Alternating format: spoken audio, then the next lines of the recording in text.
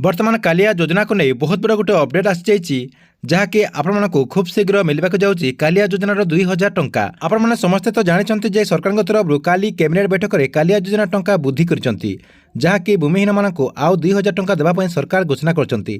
ता सहित आउ 3 वर्ष को सरकार वृद्धि करछंती जहाँकि 2026-2027 पर्यंत आपण मैंने कालिया योजना टंका पाइपर।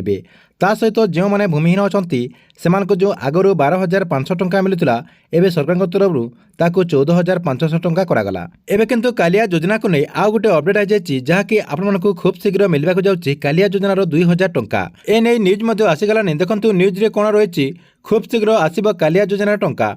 निर्वाचन पूर्व अकाउंट को जापे कालिया योजनार किस्ती। तेबे ए न्यूज रे कालिया योजना को नहीं कौन अपडेट रही एवं आपको कालिया योजना टंका केबे मिलिबो एई वीडियो माध्यम रे आपण पूरा डिटेल जानि पारिबे। सेतिपई वीडियोटी को शेष पर्यंत देखंतु। ता पूर्व वीडियो को गोटे लाइक कर दियंतु एवं जो माने मो चैनल को नुआ आस्तिबे चैनल को सब्सक्राइब करी पाखर थिबा बेल आइकन को क्लिक करके ऑल नोटिफिकेशन ऑन कर दियंतु। तेबे ए न्यूज रे कालिया योजना को नहीं कौन अपडेट अच्छी देखंतु। खूब शीघ्र आसब कालिया योजना टंका। निर्वाचन पूर्व अकाउंट को जापे कालिया योजनार किस्ती।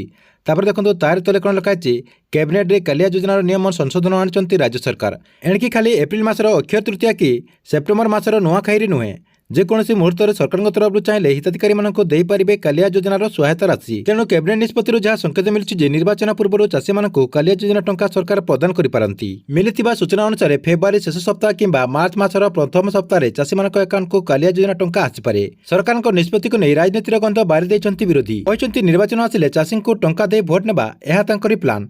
बीजेडी कही स्वावलंबी होती चाषी। 43 लाख क्षुद्र और नामात्र चाषी को कालिया योजना टंका प्रदान कर 18 लाख भूमिहीन चाषी को सहायता जोगाई देउछंती राज्य सरकार। ठीक अच्छे ये आपंपाई कालिया योजना को नहीं बहुत बड़ा गोटे अपडेट। आपण वीडियो केमती लगे कमेंट बॉक्स में निश्चय गोटे कमेंट करूँ।